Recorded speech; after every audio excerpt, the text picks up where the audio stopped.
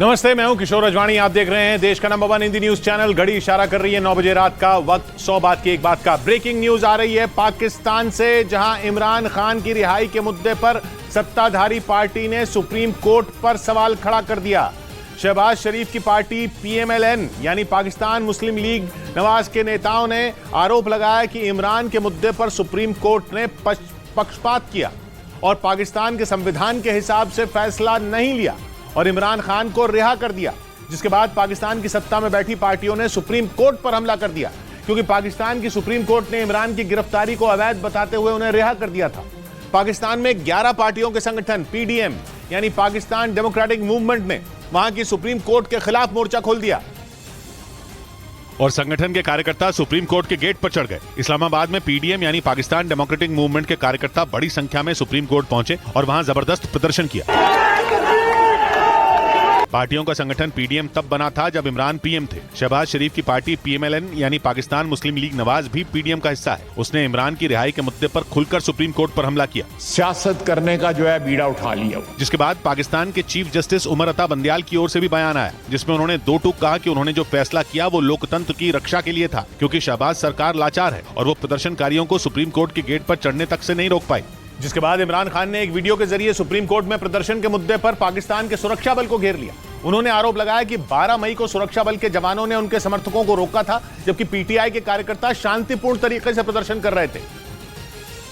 लेकिन supreme court के खिलाफ प्रदर्शन में सुरक्षा बल ने प्रदर्शनकारियों को नहीं रोका। इमरान ने एक वीडियो ट्वीट किया जिसमें उन्होंने 12 और 15 मई की तस्वीरों को दिखाया और उनकी तुलना की। इन तस्वीरों के आधार पर इमरान ने दावा किया कि सुरक्षा बल ने PTI के कार्यकर्ताओं को रोका, लेकिन सुप्रीम कोर्ट के खिलाफ प्रदर्शन करने वालों की अगुवाई की, जबकि ये प्रदर्शन पाकिस्तान की न्यायपालिका के खिलाफ था। इमरान को सुप्रीम कोर्ट से रिहाई मिलने के बाद उनकी विरोधी पार्टियों ने फैसले का विरोध करते हुए सुप्रीम कोर्ट परिसर में खूब हंगामा किया, जिस पर इमरान ने शहबाज सरकार को घेरा और यह ऐलान कर दिया कि उनकी पार्टी पूरे पाकिस्तान में प्रदर्शन करेगी। इमरान इस समय जमानत पर हैं। वो पिछले हफ्ते हुई अपनी गिरफ्तारी के मुद्दे पर शहबाज सरकार पर जमकर बरसे। उन्होंने दावा किया कि शहबाज सरकार का प्लान उन्हें अगले 10 साल तक जेल में रखना था और इसी गुस्से में इमरान ने ऐलान कर दिया कि उनकी पार्टी पाकिस्तान के हर हिस्से में जबरदस्त प्रदर्शन करेगी, क्योंकि उनका आरोप है कि शहबाज सरकार ने पिछले हफ्ते उन्हें सोची समझी साजिश के तहत गिरफ्तार किया और उनके साथ किसी अपराधी जैसा सलूक किया गया। इमरान ने आरोप लगाया कि उनकी गिरफ्तारी की साजिश लंदन में रची गई और एक खलबली मचाने वाला ट्वीट किया, जिसमें उन्होंने लिखा कि उनकी गिरफ्तारी का लंदन प्लान आउट हो चुका है, जिसके तहत उन्हें अगले 10 साल जेल में रखने का प्लान था। यानी इमरान खान का इशारा लंदन में बैठे नवाज शरीफ पर था। इमरान की गिरफ्तारी से पहले शहबाज शरीफ लंदन गए भी थे। इमरान ने इसीलिए तार से तार जोड़ा और ऐलान कर दिया कि आजादी के लिए उनकी पार्टी के कार्यकर्ता पूरे पाकिस्तान में सड़कों पर उतरेंगे और ऐसा हुआ तो फिर वहां गृह युद्ध छिड़ जाएगा। इसी वजह से पाकिस्तान को हिंसा की आग में झोंकने वाले प्रदर्शनकारियों को सख्त सजा देने की तैयारी शुरू कर दी गई। पाकिस्तान के सेना प्रमुख आसिम मुनीर ने बयान दिया कि उपद्रव करने वालों पर कड़ी कार्रवाई की जाएगी। पिछले हफ्ते इमरान खान की कोर्ट से गिरफ्तारी के बाद पूरा पाकिस्तान जल उठा था, क्योंकि इमरान की गिरफ्तारी से भड़के उनकी पार्टी PTI के कार्यकर्ताओं ने खूब उपद्रव किया। सेना के दफ्तरों को आग के हवाले कर दिया और जगह जगह तोड़फोड़ की, जिसके बाद दंगाइयों को रोकने सेना उतरी और अब आर्मी चीफ आसिम मुनीर ने खुलकर कह दिया कि वो एक एक उपद्रवी को सख्त सजा देंगे। आसिम मुनीर का बयान पेशावर में कोर मुख्यालय का दौरा करने के बाद आया, जिससे साबित हो गया कि इमरान और उनके समर्थकों की मुसीबत बढ़ने वाली है, क्योंकि पाकिस्तान के गृह मंत्री राना सनाउल्लाह पहले ही इमरान की पार्टी PTI पर बैन लगाने के संकेत दे चुके हैं और इमरान खान का आरोप है कि पाकिस्तान की शहबाज शरीफ सरकार उनसे डर गई है। इसी वजह से उनकी पार्टी PTI पर बैन लगाने की तैयारी में है। हालांकि पाकिस्तान की संसद में उनकी रिहाई के मुद्दे पर जमकर हंगामा हुआ। इमरान खान को वहां की सुप्रीम कोर्ट से मिली राहत के खिलाफ पूरे पाकिस्तान में प्रदर्शन हो रहे हैं और इसी बीच पाकिस्तान की संसद में भी इमरान खान का मुद्दा गूंज उठा। वहां की सुप्रीम कोर्ट की तरफ से इमरान खान की रिहाई के आदेश पर कई सांसदों ने नाराजगी जताई। एक सांसद ने तो इमरान के लिए फांसी की मांग तक कर दी। इस शख्स को तो सरेआम फांसी देनी चाहिए थी। वहीं कुछ सांसदों ने पाकिस्तान के पूर्व प्रधानमंत्री का जमकर मजाक भी उड़ाया। इस दौरान ज्यादातर सांसदों ने हाल ही में पाकिस्तान में भड़की हिंसा के लिए सीधे तौर पर इमरान खान को ही जिम्मेदार ठहराया। इस बीच राजधानी इस्लामाबाद समेत पाकिस्तान के कई शहरों में इमरान खान की रिहाई के विरोध में प्रदर्शन शुरू हो गए हैं और तो और इमरान खान को रिहा करने के आदेश देने वाले चीफ जस्टिस अब वहां की संसद के निशाने पर आ गए। पाकिस्तान के मुख्य न्यायाधीश उमर अता बंदयाल ने इमरान खान को रिहा करने का आदेश जारी किया था, जिसके बाद उन्हें जमानत मिल गई थी। लेकिन इस फैसले के बाद से ही पाकिस्तान के चीफ जस्टिस उमर अता बंदियाल का नाम वहां की संसद में उठने लगा। इसी बीच पाकिस्तान की संसद में शहबाज शरीफ सरकार ने चीफ जस्टिस के खिलाफ एक प्रस्ताव पारित कर दिया। इस प्रस्ताव के तहत मुख्य न्यायाधीश के खिलाफ राय जानने के लिए एक कमेटी का गठन किया जाएगा ताकि आगे चलकर उन्हें पद से हटाया जा सके। इस दौरान पाकिस्तान के कई सांसदों ने इमरान खान और जजों के बीच मिलीभगत का भी आरोप लगाया। इस मुद्दे पर पाकिस्तान के अलग अलग शहरों में भी प्रदर्शन हो रहे हैं और ये आरोप लगाया जा रहा है कि चीफ जस्टिस इमरान खान के समर्थन में, इसी वजह से उन्हें राहत दी गई। हालांकि दावा यह भी किया जा रहा है कि पाकिस्तान की सरकार और आर्मी चीफ इमरान खान के खिलाफ उन्हीं का पैंतरा आजमाने के चक्कर में है, जिसके लिए आसिम मुनीर, शहबाज शरीफ और पाकिस्तान के कानून के जानकारों की बैठक हुई, जिसमें इमरान के उस फैसले पर चर्चा हुई जिसके तहत उन्होंने 2021 में टीएलपी यानी तहरीक-ए-लब्बैक पाकिस्तान पार्टी पर प्रतिबंध लगा दिया था, क्योंकि इस पार्टी ने 2021 में हिंसक प्रदर्शन किए थे। जिसके बाद इमरान खान ने आतंकवाद विरोधी अधिनियम के तहत टीएलपी यानी तहरीक-ए-लब्बैक पाकिस्तान पार्टी पर प्रतिबंध लगा दिया था। 2015 में बनी टीएलपी ने 2021 में पाकिस्तान की तब की इमरान सरकार के खिलाफ हिंसक प्रदर्शन किया था, जिसमें कई पुलिस वाले मारे गए थे। यानी टीएलपी की जिस हरकत पर इमरान ने 2021 में उस पर बैन लगाया, 2023 में इमरान की पार्टी ने खुद वही काम किया और इसीलिए शहबाज सरकार ने तय किया कि वो इमरान का पैंतरा इमरान पर आजमाएगी, जिसके बारे में शहबाज शरीफ, आसिम मुनीर और कानून के जानकारों की बैठक हुई। लेकिन असली पेच यह है कि इमरान ने टीएलपी के चुनाव लड़ने पर रोक नहीं लगवाई थी और शहबाज सरकार की नीयत ऐसी नहीं लग रही।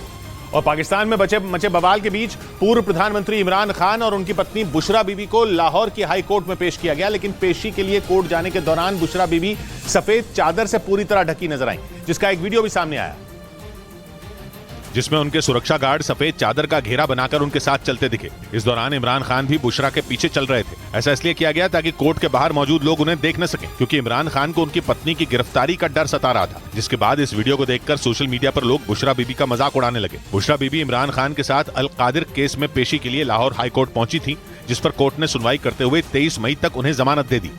इधर उत्तर प्रदेश के मुजफ्फरनगर में हैरान कर देने वाला एक वीडियो सामने आया, जिसमें मोटरसाइकिल पर सवार बुर्का पहने एक महिला के साथ कुछ लोग बदसलूकी करते दिखाई दिए। ये घटना 13 मई की बताई जा रही है, जिसका वीडियो सोशल मीडिया पर वायरल हो गया, जिसमें शहर की एक सड़क से एक आदमी बाइक से गुजरता दिखाई दिया। उसकी बाइक पर पीछे एक महिला भी बैठी दिखी, जिसने बुर्का पहन रखा था। इसी दौरान कार सवार कुछ लोगों ने उन्हें बीच सड़क पर रोक लिया। इसके बाद आरोपी महिला के चेहरे से जबरदस्ती नकाब हटाते नजर आए। अब कहाँ की हो?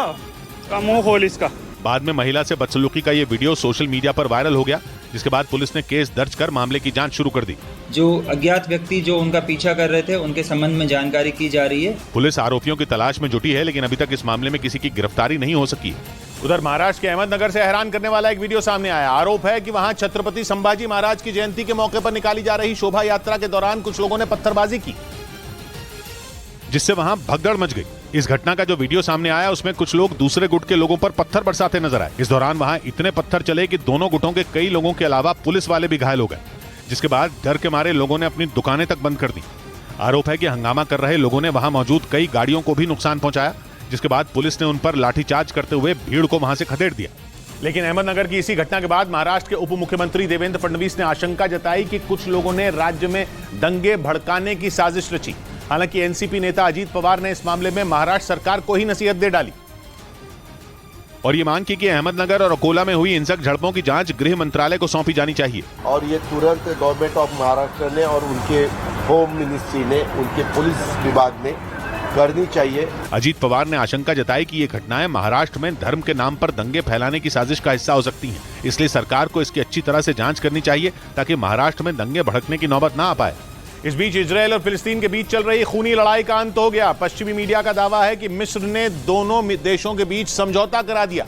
पिछले 5 दिन से गाजा में चल रही इस लड़ाई में फिलिस्तीन के 33 और इजरायल के 2 लोग मारे जा चुके हैं। और ये जंग तब शुरू हुई थी जब 9 मई को इजरायल ने PIJ यानी पैलेस्टीनियन इस्लामिक जिहाद के 4 बड़े कमांडरों को मार गिराया था। इजरायल ने यह हमला गाजा से दागे गए रॉकेटों के जवाब में किया था। इसके बाद से ही फिलिस्तीन और इजरायल के बीच खूनी लड़ाई जारी थी। इजराइल का कहना है कि पिछले 5 दिनों में गाजा में मौजूद इस चरमपंथी संगठन के कई ठिकानों पर उसने 1400 से ज्यादा रॉकेट दागे। हालांकि पश्चिमी मीडिया का दावा है कि 13 मई की देर रात मिस्र ने दोनों के बीच समझौता करा दिया, जिसके तहत इजरायल और PIJ अब एक दूसरे पर हमला नहीं करेंगे। इस समझौते से इजरायल और गाजा में रहने वाले लाखों लोगों को राहत मिली, जो बमबारी से बचने के लिए पिछले कुछ दिनों से बंकरों में छिपने को मजबूर थे। उधर इजरायल ने वेस्ट बैंक में चरमपंथी संगठन हमास के आतंकी खालिद हारूशा के घर पर छापा मारा। खालिद हारूशा आतंकी अब्दुल फतेह हारूशा का बेटा है, जिस पर इसी साल फरवरी में 2 लोगों की हत्या का आरोप है। हालांकि बाद में उसे गिरफ्तार भी कर लिया गया था। और अब इजरायल की सेना ने उसके घर पर छापेमारी की। इजरायल के मीडिया ने दावा किया कि यह ऑपरेशन आतंकी खालिद हारूशा के फ्लैट को गिराने के लिए चलाया गया था। इस ऑपरेशन का एक वीडियो भी जारी किया गया, जिसमें हथियारों से लैस इजरायल के कुछ सैनिक एक इमारत में घुसते दिखाई दिए। सीढ़ियों से होते हुए वो चरमपंथी संगठन हमास के आतंकी खालिद हारूशा के फ्लैट में पहुंचे। इसके बाद इजरायल के कुछ सैनिक दीवारों की जांच करते दिखाई दिए। बाद में एक सैनिक दीवार में मशीन से छेद करता नजर आया। इजरायल का दावा है कि इसी फ्लैट में खालिद ने अपने पिता अब्दुल फतेह हारूशा के साथ मिलकर फरवरी में हुए हुवारा हमले की प्लानिंग की थी। इस बीच फिलिस्तीन की आजादी की जंग लड़ रहे पर चरमपंथी संगठन PFLP यानी popular front of the liberation of Palestine ने खतरनाक मोर्टार बनाने का दावा किया। इस संगठन के साथ ही फिलिस्तीन में मौजूद कई दूसरे आतंकी संगठनों ने भी इन दिनों इजरायल के खिलाफ मोर्चा खोल रखा है, जिसकी वजह से इजरायल और फिलिस्तीन के बीच तनाव चरम पर है। इस बीच आतंकी संगठन PFLP यानी popular front for the liberation of Palestine ने 140 मिलीमीटर का मोर्टार बनाने का दावा किया। यही नहीं, इस संगठन ने इस बात का भी दम भरा कि गाजा में जारी भीषण जंग में वो इस घातक मोर्टार का इस्तेमाल भी कर चुका है। गाजा में इन दिनों इजरायल के खिलाफ कई आतंकी संगठन एक साथ मिलकर हमले कर रहे हैं। वहां पर राज करने वाले हमास के साथ PIJ यानी पैलेस्टीनियन इस्लामिक जिहाद के भी जुड़ने की खबर सामने आई थी। इजरायल का आरोप है कि ईरान इन संगठनों की पूरी मदद कर रहा है। इधर कांग्रेस नेता सचिन पायलट ने राजस्थान के मुख्यमंत्री अशोक गहलोत को 15 दिन का अल्टीमेटम दे दिया। उन्होंने ऐलान किया कि अगर उनकी मांगे न मानी गई तो वो पूरे राजस्थान में आंदोलन करेंगे और जयपुर समेत राजस्थान के कई शहरों में धरने पर बैठ जाएंगे। सचिन पायलट की मांग है कि भर्ती परीक्षाओं के लिए बनाए गए लोक सेवा आयोग को खारिज कर दिया जाए। साथ ही सरकार पेपर लीक होने की वजह से छात्रों को हुए नुकसान की भरपाई करे। महीने के आखिर तक अगर कार्रवाई नहीं होती तो पूरे प्रदेश में मैं आंदोलन करूंगा आप लोगों के साथ। इसके अलावा उन्होंने मुख्यमंत्री गहलोत से बीजेपी सरकार के वक्त हुए भ्रष्टाचार के मामलों की जांच की भी मांग की, जिस पर फैसला लेने के लिए उन्होंने सरकार को 15 दिन का अल्टीमेटम दे दिया, जिसके लिए सचिन पायलट ने एक बड़ा शक्ति प्रदर्शन किया। जयपुर में हुई सभा में राजस्थान सरकार के कई मंत्री पायलट का समर्थन करते नजर आए। इस दौरान वहां मौजूद विधायकों और मंत्रियों ने मुख्यमंत्री अशोक गहलोत के खिलाफ मोर्चा खोल दिया और सचिन पायलट के समर्थन में उतर आए। जयपुर में इस विरोध प्रदर्शन के दौरान गहलोत सरकार के कई मंत्री और विधायक मौजूद रहे, जिन्होंने न सिर्फ अपनी सरकार पर निशाना साधा बल्कि चिताया कि अगला मुख्यमंत्री सचिन पायलट को ही बनाया जाए। पायलट साहब ने आपको सोपरपुर के मुख्यमंत्री बना। इस दौरान मंत्री राजेंद्र गुड़ ने तो यहां तक कह दिया कि गहलोत राजस्थान में अपना विपक्ष बीजेपी नहीं बल्कि सचिन पायलट को ही मानते हैं। माना जा रहा है कि विधायकों और मंत्रियों को इकट्ठा कर एक बार फिर सचिन पायलट ने मुख्यमंत्री अशोक गहलोत को अपनी ताकत दिखाने की कोशिश की। उधर पश्चिमी मीडिया ने दावा किया कि वैगनर ग्रुप के चीफ येवगेनी प्रिगोजिन ने पुतिन के साथ गद्दारी करने का प्लान बना लिया था। अमेरिकी रक्षा विभाग से लीक हुई एक रिपोर्ट में दावा किया गया कि प्रिगोजिन अमेरिका को पुतिन के सभी ठिकानों की जानकारी देने वाले थे ताकि बखमुत में तैनात उनके लड़ाकों की जान बचाई जा सके। पश्चिमी मीडिया के मुताबिक वैगनर ग्रुप के चीफ येवगेनी प्रिगोजिन ने यूक्रेन के कुछ अधिकारियों को यह ऑफर दिया था कि वो उन्हें पुतिन के ठिकानों की जानकारी मुहैया कराएंगे और बदले में यूक्रेन की सेना को बखमुत के उन इलाकों से पीछे हटना होगा जहां वैगनर ग्रुप के लड़ाके मौजूद हैं। हालांकि माना जा रहा है कि यूक्रेन ने उनके इस ऑफर को ठुकरा दिया। दूसरी तरफ प्रिगोजिन ने दावा किया कि वो यूक्रेन के किसी अधिकारी से नहीं मिले, बल्कि ये सब पश्चिमी मीडिया ने उन्हें बदनाम करने के इरादे से किया। इस बीच पश्चिमी मीडिया ने दावा किया कि पुतिन के दोस्त और बेलारूस के राष्ट्रपति अलेक्जेंडर लुकाशेंको गंभीर रूप से बीमार हैं।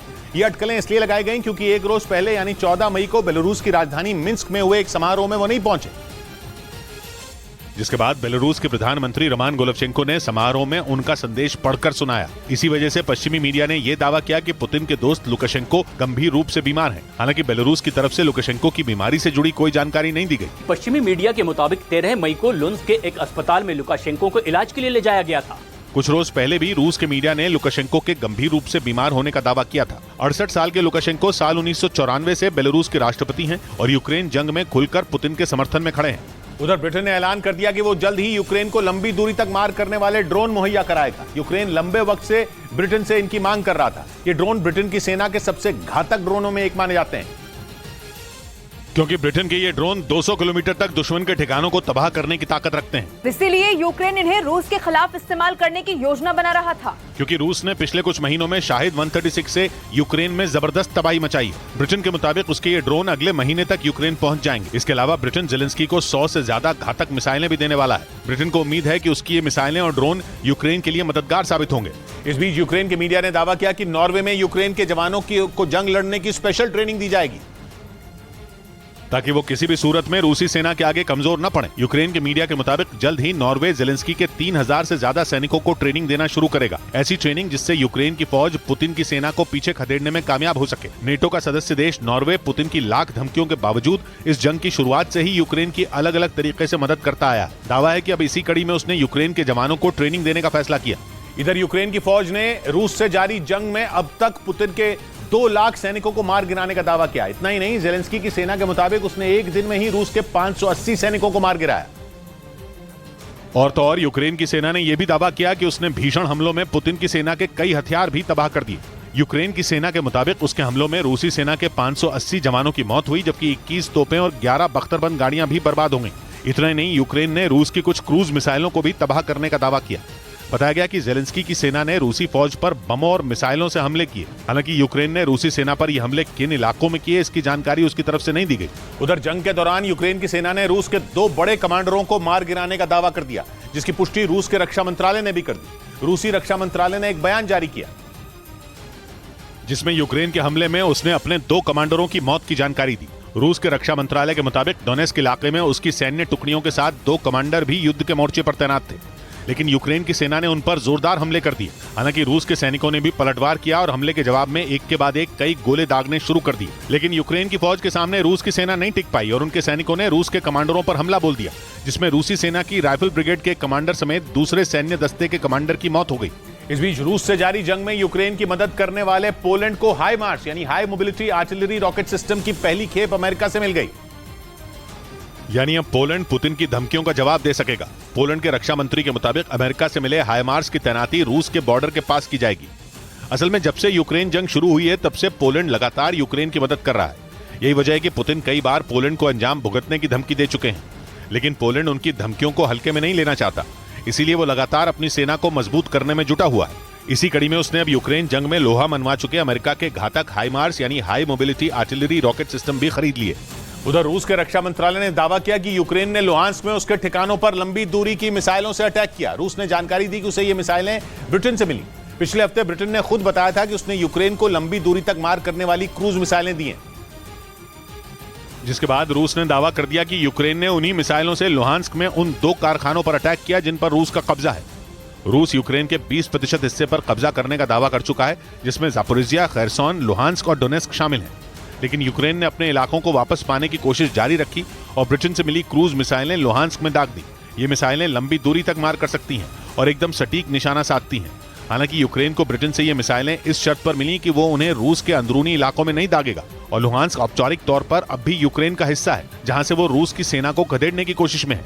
इधर पोलैंड के आसमान में एक संदिग्ध गुब्बारा देखे जाने से हड़कंप मच गया। पोलैंड ने दावा किया कि यह गुब्बारा बेलारूस की तरफ से आया था, जिसके बाद पोलैंड की वायुसेना एक्शन में आ गई और उसने उस गुब्बारे का पीछा किया। पोलैंड की सेना के मुताबिक यह गुब्बारा शुक्रवार रात करीब 8:30 बजे रिपिन इलाके में देखा गया और रात 12:30 बजे के बाद अचानक गायब हो गया। पोलैंड का दावा है कि रूस ने जासूसी के लिए बेलारूस की तरफ से यह गुब्बारा भेजा था। कुछ दिन पहले ऐसा ही एक चीनी गुब्बारा अमेरिका के आसमान में मंडराता हुआ देखा गया था, जिसे अमेरिका के F-16 फाइटर जेट ने मार गिराया था। उस समय अमेरिका ने चीन पर जासूसी का आरोप लगाया था। इस बीच रूस ने यूक्रेन की ताकतवर स्टॉर्म शैडो मिसाइल को ढेर करने का दावा किया। स्टॉर्म शैडो मिसाइल यूक्रेन के अचूक हथियारों में गिनी जाती है और इस मिसाइल को ब्रिटेन ने यूक्रेन को दिया था।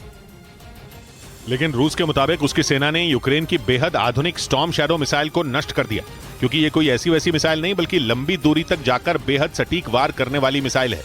स्टॉर्म शैडो मिसाइल के बारे में कहा जाता है कि ये दागो और भूल जाओ की तकनीक पर काम करती है, यानी एक बार अगर इसे दुश्मन पर छोड़ दिया गया तो फिर ये उसे तबाह करके ही रहती है। दावा तो यह भी किया गया कि यूक्रेन इसी मिसाइल के जरिए पुतिन को मारने का प्लान भी बना रहा है।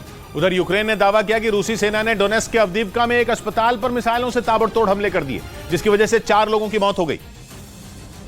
इतना ही नहीं, यूक्रेन ने दावा किया कि रूसी सेना के हमलों में उस अस्पताल का ज्यादातर हिस्सा तबाह हो गया। बताया गया कि उस अस्पताल पर पुतिन की सेना ने सुबह के वक्त मिसाइलों से भीषण हमले किए। असल में डोनेस्क प्रांत के अवदीवका शहर को जीतने के लिए रूसी सेना पिछले कई महीनों से जंग लड़ रही है, लेकिन वो अब तक इस शहर पर कब्जा नहीं कर पाई है। दावा है कि इसीलिए अब रूसी सेना यूक्रेन के लोगों में खौफ पैदा करने के लिए रिहायशी इलाकों में भी मिसाइलें दागने से पीछे नहीं हट रही। इधर पश्चिमी मीडिया का दावा है कि नेटो देशों की सीमा पर पुतिन ने अपने 16 बॉम्बर तैनात कर दिए। पश्चिमी मीडिया के मुताबिक पुतिन के निशाने पर नेटो देश फिनलैंड और नॉर्वे हैं।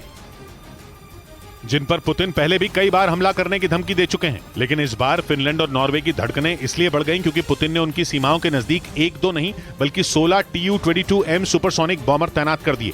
पश्चिमी मीडिया के मुताबिक रूस के आलानिया एयरबेस पर 16 Tu-22M बॉम्बर और मिलिट्री ट्रांसपोर्ट एयरक्राफ्ट AN-12 दिखाई दिए।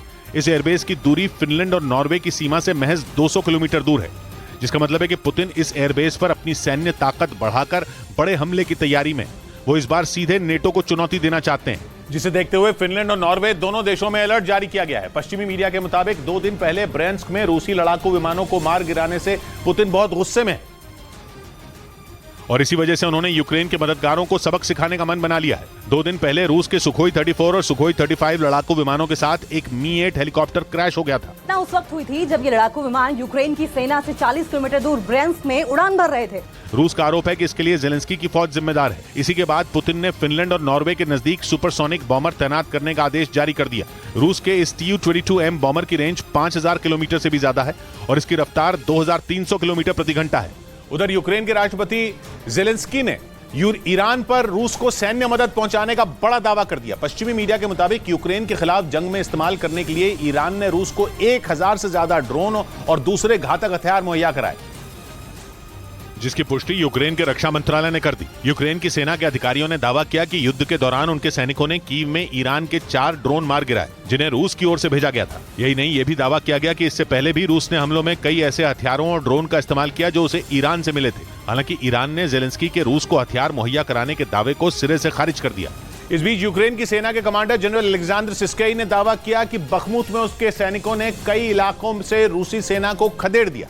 डोनेस्क प्रांत में मौजूद इस शहर पर कब्जा जमाने के लिए रूस और यूक्रेन पिछले 9 महीने से जंग लड़ रहे हैं, जिसकी वजह से पूरा बखमुत खंडहर में तब्दील हो चुका है। कुछ रोज पहले रूस ने दावा किया था कि बखमुत के 80% हिस्से पर उसका कंट्रोल है, लेकिन अब यूक्रेन की सेना के कमांडर जनरल अलेक्जेंडर सिस्काई का दावा है कि उसके सैनिकों ने कई इलाकों से रूसी फौज को खदेड़ दिया और आने वाले कुछ दिनों में बखमुत के ज्यादातर इलाकों पर यूक्रेन का कब्जा होगा। जबकि बखमुत को जीतने के लिए पुतिन ने सेना के साथ वहां वैगनर ग्रुप के लड़ाकों को भी उतार रखा है। लेकिन पश्चिमी मीडिया का दावा है कि वैगनर ग्रुप ने बखमुत में जंग लड़ने से मना कर दिया, जिसका फायदा उठाकर यूक्रेन ने कई मोर्चों से रूस को पीछे धकेल दिया। इधर महाठग सुकेश चंद्रशेखर ने जेल के लैंडलाइन फोन सिस्टम में ही छेड़छाड़ कर दी, जिसका पता चलते ही जेल प्रशासन के होश उड़ गए।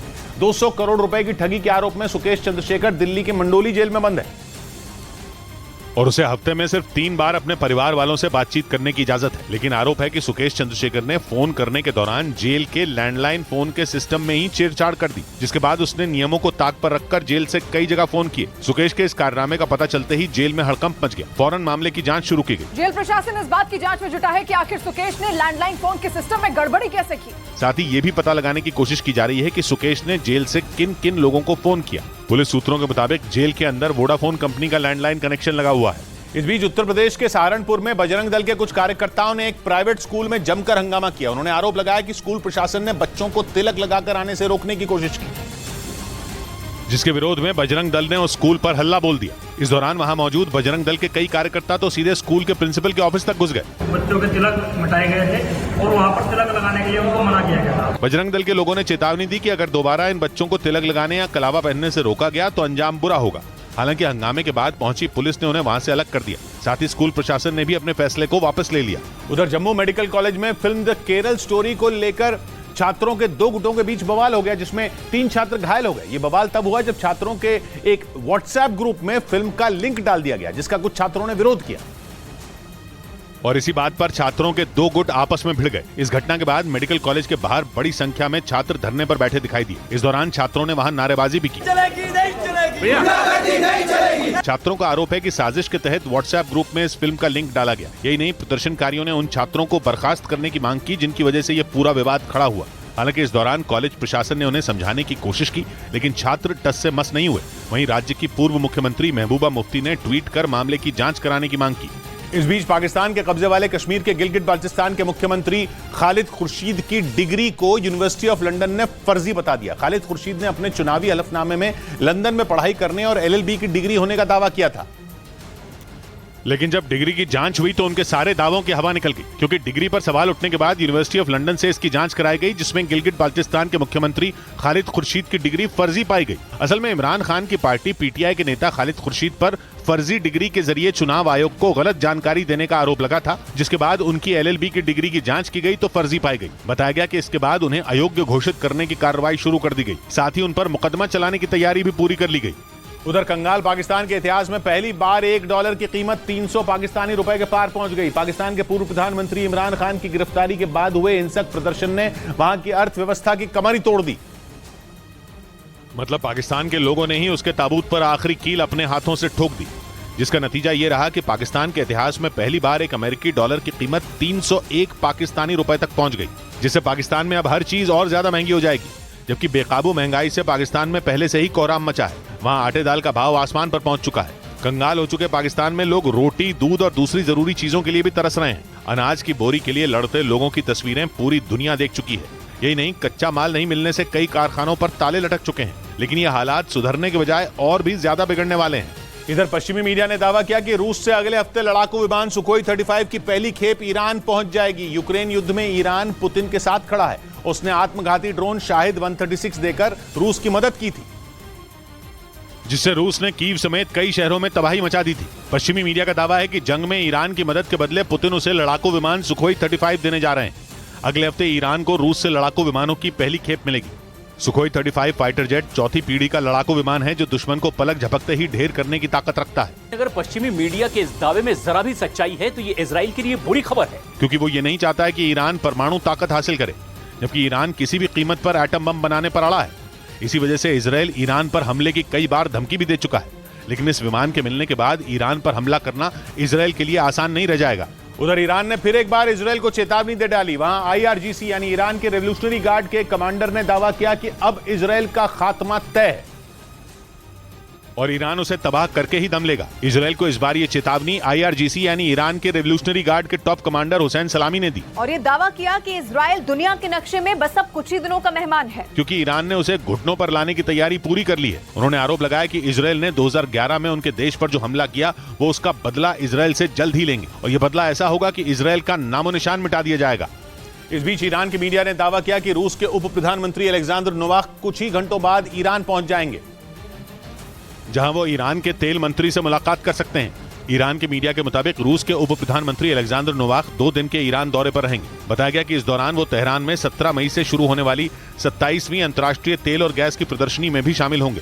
असल में यूक्रेन जंग शुरू होने के बाद अमेरिका ने रूस और ईरान पर कड़े आर्थिक प्रतिबंध लगाए हैं। आरोप है कि इस जंग में ईरान रूस को हथियारों की मदद करता रहा है। यही वजह है कि अमेरिका और ईरान के बीच तनाव काफी बढ़ गया है। बताया जा रहा है कि इसीलिए अब ईरान और रूस अपनी दोस्ती को और ज्यादा मजबूत करना चाहते हैं। खबर है कि इसीलिए रूस के उप प्रधानमंत्री ईरान पहुंचेंगे। उधर दावा किया गया कि अफ्रीकी देश सूडान में जारी गृह युद्ध की वजह से वहां के लोगों को खाने के लाले पड़ गए। वहां ऐसी तबाही मची हुई है कि लोग भूखों मरने को मजबूर हैं, क्योंकि कई दिनों से जारी गृह युद्ध की वजह से वहां सब कुछ तबाह हो गया, जिसके बाद वहां के लोग भूख और महंगाई से बेहाल हो गए। सूडान के लोगों का दावा है कि उनके यहाँ छिड़ी जंग हर गुजरते दिन के साथ और भयानक होती जा रही है, जिसकी कीमत उन्हें चुकानी पड़ रही है। बताया गया कि सूडान के कई इलाकों में तो भुखमरी की नौबत तक आ चुकी है। वहीं कई इलाके ऐसे भी हैं जहां कई दिनों से बिजली ठप है। यही वजह है कि वहां के लोग बहुत डरे हुए हैं और अपनी जान बचाने के लिए यहाँ वहां भाग रहे हैं। इधर दिल्ली के स्वरूप नगर इलाके से हैरान कर देने वाला एक वीडियो सामने आया। वहां मामूली विवाद में कुछ लड़कों ने मिलकर एक दुकानदार की चाकू गोदकर हत्या कर दी। बीच बाजार मर्डर की यह वारदात 2 दिन पहले की है, जिसका सीसीटीवी वीडियो अब सामने आया, जिसमें रात के वक्त सड़क किनारे मौजूद एक दुकान पर लड़कों का एक गुट हमला करता दिखा। कुछ लड़के दुकानदार से मारपीट करते नजर आए, जबकि कुछ उस दुकान पर पत्थर फेंकते दिखाई दिए। इसी दौरान हमलावरों ने दुकान का सारा सामान सड़क पर फेंक दिया। उन्हें रोकने के दौरान बदमाशों ने दुकानदार को चाकू से गोद डाला। बचाने आए एक आदमी को भी आरोपियों ने चाकू से हमला कर घायल कर दिया। बाद में दुकानदार को अस्पताल ले जाया गया, जहां उसकी मौत हो गई। मरने वाले की पहचान 40 साल के केशव के तौर पर हुई, जिसकी वहां मिठाई की दुकान थी। इस मामले में पुलिस ने 3 नाबालिग समेत 6 लोगों को गिरफ्तार कर लिया। इधर सीबीआई की तरफ से दर्ज एफआईआर के मुताबिक एनसीबी के पूर्व अधिकारी समीर वानखेड़े ने आर्यन केस में शाहरुख खान से 25 करोड़ रुपए की रिश्वत मांगी थी। एनसीबी की विजिलेंस टीम ने 11 मई को सीबीआई को अपनी रिपोर्ट सौंपी थी, जिसके बाद 12 मई को सीबीआई ने समीर वानखेड़े के खिलाफ एफआईआर दर्ज की। जिसके मुताबिक समीर वानखेड़े के इशारे पर किरण गोसावी ने आर्यन केस में शाहरुख खान से 25 करोड़ की डिमांड की थी। आरोप है कि पैसे नहीं देने पर ड्रग्स केस में आर्यन को फंसाने की धमकी दी गई थी। सीबीआई की एफआईआर में यह भी आरोप लगाया गया कि 18 करोड़ रुपए में डील पक्की हुई थी और बाद में गोसावी ने टोकन मनी के तौर पर 50 लाख रुपए भी लिए थे। विजिलेंस टीम की रिपोर्ट के मुताबिक समीर वानखेड़े अपनी विदेश यात्रा, महंगी घड़ी और गाड़ियों के बारे में भी सही जानकारी नहीं दे पाए। बाद में रिपोर्ट के आधार पर सीबीआई ने समीर वानखेड़े और दूसरे आरोपियों के खिलाफ केस दर्ज करने के साथ मुंबई, दिल्ली, लखनऊ और चेन्नई समेत 29 जगहों पर छापेमारी भी की थी। इस बीच चीन ने दावा किया कि जनवरी 2021 में ही अमेरिका और उसके बीच जंग छिड़ने वाली थी। ताइवान के मुद्दे पर पिछले साल अगस्त से ही दोनों देशों की सेना समंदर में एक दूसरे के सामने खड़ी है, क्योंकि चीन ताइवान को हड़पना चाहता है और अमेरिका उसके आगे ढाल बनकर खड़ा है। इसीलिए पश्चिमी मीडिया का दावा है कि दोनों के बीच कभी भी जंग छिड़ सकती है। लेकिन चीन का दावा है कि जनवरी 2021 में भी अमेरिका और उसके बीच जंग छिड़ने वाली थी। चीन का आरोप है कि 5 जनवरी को अमेरिका के लड़ाकू विमान हांगकांग से करीब 150 किलोमीटर दूर उसकी हवाई सीमा में घुस आए थे, जिसका पता चलते ही चीन की सेना ने उन्हें ढेर करने की तैयारी कर ली थी। बाकायदा अमेरिकी लड़ाकू विमानों को तबाह करने के लिए उसने लड़ाकू विमान भी उड़ा दिए थे। हालांकि बाद में चीन की समुद्री सीमा के पास अपनी एक पनडुब्बी को तबाह कर अमेरिकी विमान वहां से लौट गए थे। इधर मध्य प्रदेश के उज्जैन में बीच सड़क पर मारपीट करने वाले कुछ लड़कों की पुलिस ने तलाश तेज कर दी। पुलिस को मारपीट का एक वीडियो भी मिल गया, जिसमें वो लड़के बीच सड़क पर एक दूसरे पर हमले करते नजर आए। लेकिन तभी उनमें एक लड़के ने वहीं पास में पड़ी एक ईंट से दूसरे लड़के के सिर पर हमला कर दिया, जिससे वो तुरंत वहीं जमीन पर गिर गया। हालांकि राहत की बात यह रही कि उसे ज्यादा चोटें नहीं आई और वो कुछ ही देर बाद उठ खड़ा हुआ। सीसीटीवी वीडियो सामने आने के बाद पुलिस ने एक आरोपी लड़के को गिरफ्तार भी कर लिया। आपस में छोटी सी बात की हफ्ता हुई थी और झगड़ के वापस चले गए। पुलिस अब मारपीट करने वाले बाकी लड़कों की तलाश में जुट गई। इस बीच उत्तर प्रदेश के मेरठ में रणजी क्रिकेट खिलाड़ियों के साथ बदसलूकी के आरोपी 2 पुलिस कर्मियों को सस्पेंड कर दिया गया, क्योंकि आरोप है कि उन्होंने उन खिलाड़ियों से मारपीट करने की भी कोशिश की। इतना ही नहीं, आरोप है कि पुलिस उन्हें जबरदस्ती थाने भी ले गई। लेकिन जैसे ही इसकी जानकारी एसएसपी रोहित सजवान को मिली, दोनों आरोपी पुलिसकर्मियों को सस्पेंड कर दिया गया। इनके विरुद्ध विभागीय जांच संस्थित कर दी गई। पुलिस के मुताबिक रणजी क्रिकेट खिलाड़ियों और दोनों पुलिसकर्मियों के बीच गाड़ी की पार्किंग को लेकर बहस हुई थी, लेकिन आरोप है कि इस दौरान उन्होंने खिलाड़ियों से बदसलूकी की। उधर टेरर फंडिंग के आरोप में एनआईए ने पुलवामा और शोपियां समेत जम्मू कश्मीर के कई जिलों में छापेमारी की। राजौरी और पुंछ में हुए हमले के बाद से ही आतंकियों के मददगार इन दिनों सुरक्षा बल के निशाने पर हैं, जिनके खिलाफ एनआईए ने भी कार्रवाई की और टेरर फंडिंग के आरोप में शोपियां, पुलवामा और अनंतनाग समेत जम्मू कश्मीर के कई जिलों में एक साथ छापे मारे। इसके साथ ही एनआईए ने आतंकी संगठन लश्कर-ए-तैयबा से जुड़े एक आतंकी के खिलाफ कोर्ट में सप्लीमेंट्री चार्जशीट भी दाखिल कर दी। आरोप है कि उसने आतंकी गतिविधियों को अंजाम देने के लिए कई संगठनों तक हथियारों की खेप पहुंचाई थी। इसके अलावा आतंकियों के मददगारों पर भी एनआईए ने शिकंजा कसा। हाल ही में राजौरी और पुंछ में हुए हमलों के बाद सेना ने ऑपरेशन त्रिनेत्र चलाकर आतंकियों के कई मददगारों को गिरफ्तार कर लिया था। इधर खुफिया सूत्रों के हवाले से खबर है कि जम्मू कश्मीर में धार्मिक कट्टरता फैलाने के लिए आतंकी सोशल मीडिया का इस्तेमाल कर रहे हैं। जम्मू कश्मीर के कई जिलों में एनआईए की छापामारी के दौरान ये जानकारी सामने आई, जिसके मुताबिक जम्मू कश्मीर में मददगारों पर आतंकी संगठनों का खास जोर है, ताकि उनके जरिए एक बार फिर आतंकियों को सक्रिय किया जा सके। खुफिया सूत्रों के हवाले से खबर है कि कई पुराने आतंकी संगठन नए नाम से ऑपरेट कर रहे हैं। यही नहीं, सोशल मीडिया के जरिए युवाओं को बरगलाने की भी कोशिश की जा रही है। खबर है कि करीब 150 ट्विटर अकाउंट एनआईए की जांच में घेरे में आए हैं। इन ट्विटर अकाउंट के जरिए युवाओं को आतंकी संगठनों से जोड़ने की मुहिम चलाई जा रही थी। सूत्रों के हवाले से यह भी खबर है कि आतंकियों को छिपकर बड़े धमाके करने की भी ट्रेनिंग दी जा रही थी। इस बीच अमेरिका पर कंगाल होने का खतरा मंडराने लगा। अमेरिकी राष्ट्रपति बाइडेन ने आशंका जताई कि अगर अमेरिका वक्त पर कर्ज की रकम नहीं लौटा पाया तो वो बहुत बड़े आर्थिक संकट में फंस जाएगा, जिसका असर दुनिया के सभी देशों पर पड़ेगा। अमेरिकी वित्त मंत्री के मुताबिक उनके देश पर इस वक्त 30 लाख करोड़ डॉलर यानी भारतीय रुपयों में करीब 2,500 लाख करोड़ रुपए का कर्ज है, जो अगर उसने ना चुकाया तो सारी दुनिया मंदी का शिकार हो सकती है। हालांकि बाइडेन ने आरोप लगाया कि वो इस समस्या को हल करने की कोशिश में लगे हैं, लेकिन उनकी विरोधी यानी रिपब्लिकन पार्टी की वजह से अमेरिका का ये संकट हल होने का नाम ही नहीं ले रहा। यही वजह है कि दुनिया के तमाम देशों पर आर्थिक मंदी का खतरा मंडराने लगा है। उधर रूस की सेना ने एक वीडियो जारी किया जिसमें उसके शक्तिशाली T-90 टैंक यूक्रेन की सेना पर ताबड़तोड़ गोले बरसाते नजर आए। ये वीडियो डोनेस्क इलाके का बताया गया, जिसमें रूस का खतरनाक T-90 टैंक दुश्मन पर कहर बरपाता नजर आया। रूस ने दावा किया कि डोनेस्क इलाके में उसकी फौज ने यूक्रेन के होश ठिकाने लगा दिए।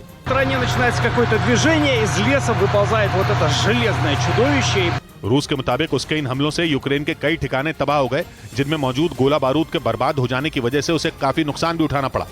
इस बीच चक्रवाती तूफान मोखा ने म्यांमार में ऐसी तबाही मचाई कि 700 से ज्यादा लोग जख्मी हो गए, जबकि म्यांमार के पड़ोसी देश बांग्लादेश में भी तूफान ने जमकर कहर बरपाया।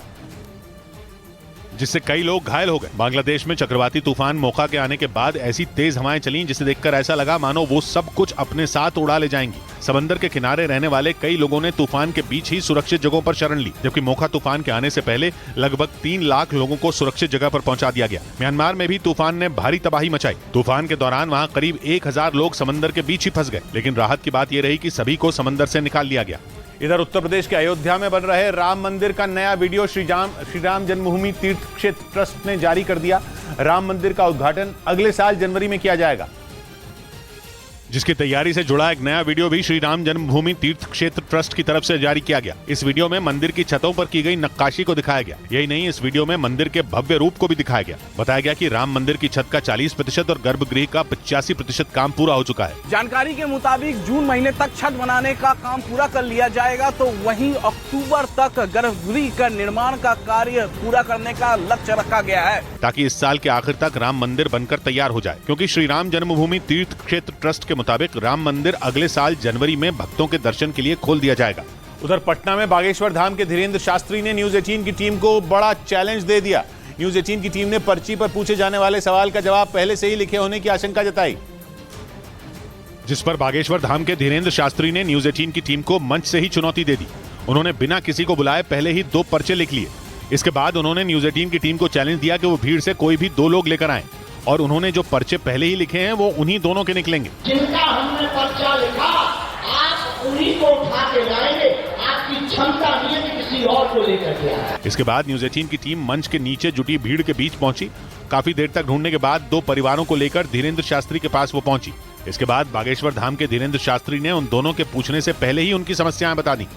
इस बीच उत्तर प्रदेश के मेरठ से चौंकाने वाला एक वीडियो सामने आया। वहां बीएसपी के एक प्रत्याशी ने जीते हुए बीजेपी पार्षद को थप्पड़ जड़ दिया, जिससे नाराज हुए बीजेपी कार्यकर्ताओं ने बीएसपी प्रत्याशी पर भी थप्पड़ों की बारिश कर दी, जिसका वीडियो सोशल मीडिया पर वायरल हो गया। बताया गया कि बीजेपी पार्षद चुनाव जीतने के बाद हारे हुए बीएसपी प्रत्याशी सुशील कुमार पाल से मिलने पहुंचे थे, लेकिन जैसे ही वो गले मिलने लगे बीएसपी प्रत्याशी ने उन्हें थप्पड़ जड़ दिया। पर इसके बाद बीजेपी कार्यकर्ताओं का गुस्सा भी भड़क गया और उन्होंने भी थप्पड़ का जवाब थप्पड़ से दे दिया। ये वीडियो 2 दिन पुराना बताया गया। उधर यूरोप के देश हॉलैंड के खोनियन शहर में एक फुटबॉल मैच के दौरान जमकर बवाल हो गया। वहां खोनियन नाम के फुटबॉल क्लब के कुछ समर्थकों ने मैच के दौरान ही हंगामा शुरू कर दिया और इस दौरान एक समर्थक तो मैदान के अंदर तक घुस गया। हालांकि वहां तैनात सुरक्षा कर्मियों ने तुरंत उसे जमीन पर गिरा दिया और उसे बाहर ले गए।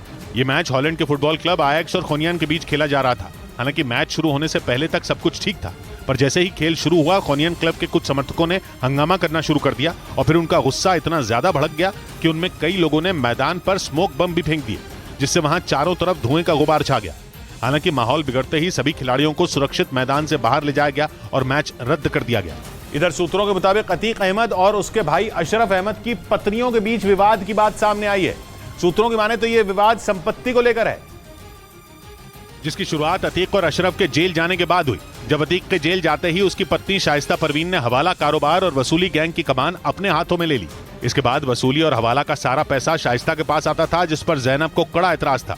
अशरफ की पत्नी जैनब हवाला और वसूली का पैसा सीधे शाइस्ता को देने का कई बार विरोध कर चुकी थी। सूत्रों के मुताबिक पुलिस को इस बात की खबर अतीक के वकील सौलत हनीफ से पूछताछ में लगी। पूछताछ में उन्होंने पुलिस को बताया कि देवरानी जेठानी के रिश्ते अच्छे नहीं थे। शाइस्ता और जैनब के बीच संपत्ति को लेकर भी मतभेद था। और सूत्रों के मुताबिक हवाला कारोबार और वसूली गैंग समेत अतीक के तमाम काले धंधों पर राजदार वकील सौलत हनीफ ही था। इसीलिए यूपी पुलिस सौलत हनीफ की गवाही को बेहद अहम मान रही है, क्योंकि सूत्रों के मुताबिक पूछताछ में उन्होंने पुलिस को बताया कि एक बार एक बिल्डर ने शाइस्ता परवीन को बड़ी कार दी थी और इससे जैनब काफी ज्यादा नाराज हो गई थी। जिसके बाद जैनब ने सीधे अपने पति अशरफ को फोन लगाया और गाड़ी की जिद की। जिसके बाद अशरफ ने उस बिल्डर को फोन करके एक और गाड़ी जैनब को देने को कहा। बताया गया कि बिल्डर को जैनब को भी शाइस्ता जैसी ही गाड़ी देनी पड़ी, लेकिन शाइस्ता और जैनब के बीच विवाद लगातार बढ़ता रहा। यहाँ तक कि सौलत हनीफ ने पुलिस को बताया कि जैनब ने उस पर भी हवाला और वसूली का पैसा देने को लेकर कई बार दबाव बनाया। और सूत्रों का यह भी कहना है कि जैनब अपने भाई सद्दाम के जरिए जेल में ही अपने पति अशरफ पर भी लगातार पैसे और संपत्ति के हक के लिए दबाव बना रही थी, जिससे अवैध कमाई का एक हिस्सा जैनब को भी मिले। यही वजह थी कि उसने अपने भाई सद्दाम को बरेली जेल के पास रहने को कहा था, जिससे अशरफ से जेल में मिलने आ रहे बिल्डर और दूसरे कारोबारियों को लगे कि उसका सारा काम सद्दाम देखता है और वसूली का सारा पैसा उसे ही दिया जाए। सूत्रों के मुताबिक गिरफ्तारी के डर से शाइस्ता और जैनब खुलकर एक दूसरे का विरोध तो नहीं कर पा रही हैं, लेकिन उनकी नजर अतीक और अशरफ की अरबों की बेनामी संपत्ति पर है, जिसकी वजह से वो पुलिस से छिपती फिर रही है। सूत्रों के मुताबिक वकील सौलत हनीफ ने पूछताछ में यह भी कबूला कि शाइस्ता परवीन मुंबई में तो जैनब प्रयागराज में कहीं छिपी हुई है। उधर जापान के ओकिनावा में कई लोगों ने अमेरिका के खिलाफ प्रदर्शन कर इस द्वीप को खाली करने की मांग की। चीन और रूस से बढ़ते खतरे को देखते हुए अमेरिका इन दिनों जापान की मदद करने में जुटा है और वो जापान के ओकिनावा द्वीप पर भी अपनी मौजूदगी बढ़ा रहे हैं। अमेरिका ने वहां अपने हथियार, लड़ाकू विमान और जंगी जहाजों को जुटाना भी शुरू कर दिया है, लेकिन इसी बात पर वहां रहने वाले कई लोग भड़क गए। उनका कहना है कि अमेरिका की यह मदद चीन के गुस्से को और भड़का देगी और वो कभी भी जापान पर हमला कर देगा। इसी वजह से ओकिनावा में रहने वाले लोगों ने अमेरिकी सेना से जल्द इस द्वीप को खाली करने की मांग कर दी। जापान के कब्जे में पिछले 50 साल से यह द्वीप है, लेकिन वहां के लोगों को डर है कि मौजूदा तनाव की स्थिति से उनकी शांति खतरे में पड़ जाएगी। हालांकि जापान अपनी सुरक्षा बढ़ाने के लिए इन दिनों अमेरिका के साथ बड़े पैमाने पर हथियारों का सौदा कर रहा है। इस बीच मेक्सिको के एक शहर में एक ट्रक और लोगों से भरी एक वैन की जोरदार टक्कर हो गई, जिसमें 26 लोगों की मौत हो गई। क्योंकि जैसे ही दोनों गाड़ियों की भिड़ंत हुई, उनमें भीषण आग लग गई, जो इतनी ज्यादा भड़क गई कि अंदर बैठे लोगों को बाहर निकलने तक का मौका नहीं मिला।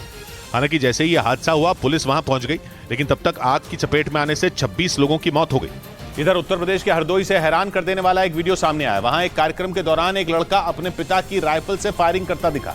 घटना एक दिन पहले की बताई जा रही है, जिसमें वो लड़का आसमान में ताबड़तोड़ फायरिंग करता नजर आया। इस घटना का जो वीडियो सामने आया, उसमें भीड़ के बीच आरोपी लड़के ने हवा में राइफल से गोली दाग दी, जिसे देख वहां मौजूद सभी लोग सहम उठे। इस वीडियो के सोशल मीडिया पर वायरल होने के बाद पुलिस एक्शन में आ गई। की जांच कर आवश्यक विधि पुलिस ने लोगों से ऐसे समारोह के दौरान फायरिंग से बचने की भी अपील की। उधर खुफिया सूत्रों के हवाले से खबर है कि चीन एक बार फिर अरुणाचल प्रदेश की सीमा के पास खतरनाक साजिश रचने में जुटा है। खबर है कि एलएसी के नजदीक चीन ने फिर से अपनी गतिविधियां बढ़ा दी हैं और वो अब सीमा के पास अपने कैंपों को बढ़ाने में जुटा है। खुफिया सूत्रों के हवाले से खबर है कि अरुणाचल प्रदेश में एलएसी के नजदीक चीन ने नया रेडियो टावर बनाया है। इसके अलावा भारतीय सीमा की निगरानी के लिए कई सीसीटीवी कैमरे भी लगाए गए हैं। यही नहीं, खबर यह भी है कि सीमा के नजदीक चीन के नए बैरक और रोड भी देखे गए और चीन इस तरह के कई दूसरे कैंप सीमा के पास बनाने की फिराक में है, जिसका मतलब है कि चीन एक बार फिर अपनी गतिविधियां बढ़ाने में जुटा है। हाल ही में उसने अरुणाचल प्रदेश की कई जगहों के नाम बदलने की साजिश रची थी, जिस पर भारत ने उसे करारा जवाब दिया था। इसके साथ ही एलएसी पर चीन की हर साजिश भारतीय सेना नाकाम कर चुकी है। ब्रेकिंग न्यूज आ रही है इंडिगो की एक फ्लाइट से जुड़ी हुई। आरोप है कि शारजाह से अमृतसर आ रही इंडिगो की एक फ्लाइट में एक यात्री ने केबिन क्रू के साथ बदतमीजी की। घटना 2 दिन पहले की आरोप बताई जा रही है और आरोप है कि वो यात्री शराब के नशे में था। इंडिगो की इस फ्लाइट ने शारजाह से अमृतसर के लिए उड़ान भरी थी, तभी यह घटना हुई, जिसके बाद अमृतसर में जैसे ही विमान उतरा, आरोपी यात्री को पंजाब पुलिस के हवाले कर दिया गया। विवेक गुप्ता हमारे साथ जुड़ रहे हैं। विवेक, क्या पता चल रहा है इस पर? किशोर, देखिए अभी फिलहाल जो जानकारी मिल रही है, जो अनरूली पैसेंजर है उसे पंजाब पुलिस के हवाले कर दिया गया है। अब इंडिगो इस पूरे मामले में जो भी अनरूली पैसेंजर है उस पर डीजीसी को लेटर लिख रहा है और ये मांग कर रहा है कि जो पैसेंजर है उसे जितने भी एयरलाइन से उसमें उड़ने की इजाजत मिल जाए। ये घटना पूरी 13 मई की है, जिसमें ये पैसेंजर उसने शाहजहां से अमृतसर के लिए उड़ान भरी थी और इंडिगो का कहना है कि जो शराब के नशे में यात्री पहले ही से था और शराब के नशे में ही उसने केबिन क्रू के साथ बदतमीजी की, जिसके बाद ये यात्री को अमृतसर में लैंड करने के बाद पंजाब पुलिस के हवाले कर दिया गया है। शुक्रिया विवेक आपका। इस बीच दक्षिण अमेरिकी देश कोलंबिया में प्रशांत महासागर से सैकड़ों किलो कोकेन समेत नशे की बड़ी खेप जब्त की गई। बताया गया कि 3 टन से ज्यादा ड्रग्स 102 पैकेट में रखे गए थे, जिसे एक पनडुब्बी के जरिए तस्करी कर अमेरिका ले जाया जा रहा था। लेकिन इस तस्करी की जानकारी कोलंबिया की नौसेना को मिल गई, जिसके बाद नौसेना के अधिकारियों ने ऑपरेशन चलाकर ड्रग्स से भरी उस पनडुब्बी को जब्त कर लिया। साथ ही कुछ ड्रग्स तस्करों को भी हिरासत में ले लिया। कोलंबिया की नौसेना के अधिकारियों के मुताबिक तस्कर ड्रग्स को सेंट्रल अमेरिका ले जा रहे थे। दावा है कि कोलंबिया में इतनी बड़ी तस्करी 30 साल बाद हुई है। हालांकि इसी साल कोलंबिया की नौसेना ड्रग्स से भरी 3 पनडुब्बियों को प्रशांत महासागर से ही जब्त कर चुकी है, लेकिन ये अब तक की सबसे बड़ी ड्रग्स तस्करी बताई गई। इधर महाराष्ट्र के धाराशिव से हैरान कर देने वाला एक वीडियो सामने आया। वहां एक पटाखे की फैक्ट्री में अचानक आग लग गई और इस आग में लाखों का सामान जलकर राख हो गया। हादसे का जो वीडियो सामने आया, उसमें फैक्ट्री से ऊंची ऊंची लपटों के साथ काले धुएं का गुबार उठता दिखाई दिया, जिसने देखते ही देखते पूरे इलाके को ढक लिया। वहीं फैक्ट्री से धमाके की आवाज भी सुनाई दी। बताया गया कि आग लगने की वजह से 2 मजदूर फैक्ट्री के अंदर ही फंस गए। इस घटना के बाद वहां अफरा तफरी मच गई। हालांकि वहां के कुछ कर्मचारी खुद ही आग को बुझाने में जुट गए, लेकिन वो इतनी भयानक हो चुकी थी कि उसे बुझा पाना आसान नहीं था। घटना की जानकारी मिलने के बाद मौके पर फायर ब्रिगेड की टीम पहुंच गई, जिसके बाद आग बुझाने का काम शुरू किया गया उधर उत्तराखंड में तवाघाट लिपुलेख नेशनल हाईवे के पास अचानक पहाड़ दरकने से दहशत मच गई। घटना गर्भाधार इलाके की बताई गई। जानकारी के मुताबिक इस रास्ते को कुछ देर पहले ही खोला गया था, लेकिन तभी पहाड़ का एक हिस्सा अचानक गिर पड़ा। बताया गया कि जब यह हादसा हुआ तब कैलाश यात्रा के लिए जाने वाले यात्रियों का तीसरा जत्था वहां से गुजर रहा था। तभी अचानक पहाड़ का हिस्सा भरभराकर जमीन पर आ गिरा। इसके बाद जो हुआ,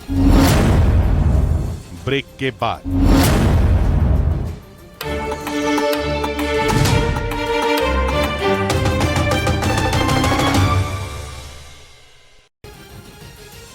लेकिन सुप्रीम कोर्ट के खिलाफ प्रदर्शन में सुरक्षा बल ने प्रदर्शनकारियों को नहीं रोका। इमरान ने एक वीडियो ट्वीट किया जिसमें उन्होंने 12 और 15 मई की तस्वीरों को दिखाया और उनकी तुलना की। इन तस्वीरों के आधार पर इमरान ने दावा किया कि सुरक्षा बल ने पीटीआई के कार्यकर्ताओं को रोका, लेकिन सुप्रीम कोर्ट के खिलाफ प्रदर्शन करने वालों की अगुवाई की, जबकि ये प्रदर्शन पाकिस्तान की न्यायपालिका के खिलाफ था। इमरान को सुप्रीम कोर्ट से रिहाई मिलने के बाद उनकी विरोधी पार्टियों ने फैसले का विरोध करते हुए सुप्रीम कोर्ट परिसर में खूब हंगामा किया, जिस पर इमरान ने शहबाज सरकार को घेरा और यह ऐलान कर दिया कि उनकी पार्टी पूरे पाकिस्तान में प्रदर्शन करेगी। इमरान इस समय जमानत पर हैं। वो पिछले हफ्ते हुई अपनी गिरफ्तारी के मुद्दे पर शहबाज सरकार पर जमकर बरसे। उन्होंने दावा किया कि शहबाज सरकार का प्लान उन्हें अगले 10 साल तक जेल में रखना था और इसी गुस्से में इमरान ने ऐलान कर दिया कि उनकी पार्टी पाकिस्तान के हर हिस्से में जबरदस्त प्रदर्शन करेगी, क्योंकि उनका आरोप है कि शहबाज सरकार ने पिछले हफ्ते उन्हें सोची समझी साजिश के तहत गिरफ्तार किया और उनके साथ किसी अपराधी जैसा सलूक किया गया। इमरान ने आरोप लगाया कि उनकी गिरफ्तारी की साजिश लंदन में रची गई और एक खलबली मचाना वाला ट्वीट किया जिसमें उन्होंने लिखा कि उनकी गिरफ्तारी का लंदन प्लान आउट हो चुका है, जिसके तहत उन्हें अगले 10 साल जेल में रखने का प्लान था। यानी इमरान खान का इशारा लंदन में बैठे नवाज शरीफ पर था। इमरान की गिरफ्तारी से पहले शहबाज शरीफ लंदन गए भी थे। इमरान ने इसीलिए तार से तार जोड़ा और ऐलान कर दिया कि आजादी के लिए उनकी पार्टी के कार्यकर्ता पूरे पाकिस्तान में सड़कों पर उतरेंगे। और ऐसा हुआ तो फिर वहां गृह युद्ध छिड़ जाएगा। इसी वजह से पाकिस्तान को हिंसा की आग में झोंकने वाले प्रदर्शनकारियों को सख्त सजा देने की तैयारी शुरू कर दी गई। पाकिस्तान के सेना प्रमुख आसिम मुनीर ने बयान दिया कि उपद्रव करने वालों पर कड़ी कार्रवाई की जाएगी। पिछले हफ्ते इमरान खान की कोर्ट से गिरफ्तारी के बाद पूरा पाकिस्तान जल उठा था, क्योंकि इमरान की गिरफ्तारी से भड़के उनकी पार्टी पीटीआई के कार्यकर्ताओं ने खूब उपद्रव किया। सेना के दफ्तरों को आग के हवाले कर दिया और जगह जगह तोड़फोड़ की, जिसके बाद दंगाइयों को रोकने सेना उतरी और अब आर्मी चीफ आसिम मुनीर ने खुलकर कह दिया कि वो एक एक उपद्रवी को सख्त सजा देंगे। आसिम मुनीर का बयान पेशावर में कोर मुख्यालय का दौरा करने के बाद आया, जिससे साबित हो गया कि इमरान और उनके समर्थकों की मुसीबत बढ़ने वाली है, क्योंकि पाकिस्तान के गृह मंत्री राना सनाउल्लाह पहले ही इमरान की पार्टी पीटीआई पर बैन लगाने के संकेत दे चुके हैं। और इमरान खान का आरोप है कि पाकिस्तान की शहबाज शरीफ सरकार उनसे डर गई है। इसी वजह से उनकी पार्टी पीटीआई पर बैन लगाने की तैयारी में है। हालांकि पाकिस्तान की संसद में उनकी रिहाई के मुद्दे पर जमकर हंगामा हुआ। इमरान खान को वहां की सुप्रीम कोर्ट से मिली राहत के खिलाफ पूरे पाकिस्तान में प्रदर्शन हो रहे हैं। और इसी बीच पाकिस्तान की संसद में भी इमरान खान का मुद्दा गूंज उठा। वहां की सुप्रीम कोर्ट की तरफ से इमरान खान की रिहाई के आदेश पर कई सांसदों ने नाराजगी जताई। एक सांसद ने तो इमरान के लिए फांसी की मांग तक कर दी। इस शख्स को तो सरेआम फांसी देनी चाहिए थी।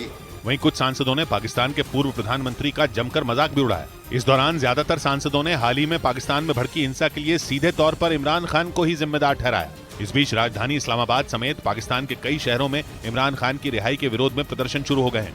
और तो और इमरान खान को रिहा करने के आदेश देने वाले चीफ जस्टिस अब वहां की संसद के निशाने पर आ गए। पाकिस्तान के मुख्य न्यायाधीश उमर अता बंदियाल ने इमरान खान को रिहा करने का आदेश जारी किया था, जिसके बाद उन्हें जमानत मिल गई थी। लेकिन इस फैसले के बाद से ही पाकिस्तान के चीफ जस्टिस उमर अता बंदियाल का नाम वहां की संसद में उठने लगा। इसी बीच पाकिस्तान की संसद में शहबाज शरीफ सरकार ने चीफ जस्टिस के खिलाफ एक प्रस्ताव पारित कर दिया। इस प्रस्ताव के तहत मुख्य न्यायाधीश के खिलाफ राय जानने के लिए एक कमेटी का गठन किया जाएगा, ताकि आगे चलकर उन्हें पद से हटाया जा सके। इस दौरान पाकिस्तान के कई सांसदों ने इमरान खान और जजों के बीच मिलीभगत का भी आरोप लगाया। इस मुद्दे पर पाकिस्तान के अलग अलग शहरों में भी प्रदर्शन हो रहे हैं और ये आरोप लगाया जा रहा है कि चीफ जस्टिस इमरान खान के समर्थन में, इसी वजह से उन्हें राहत दी गई।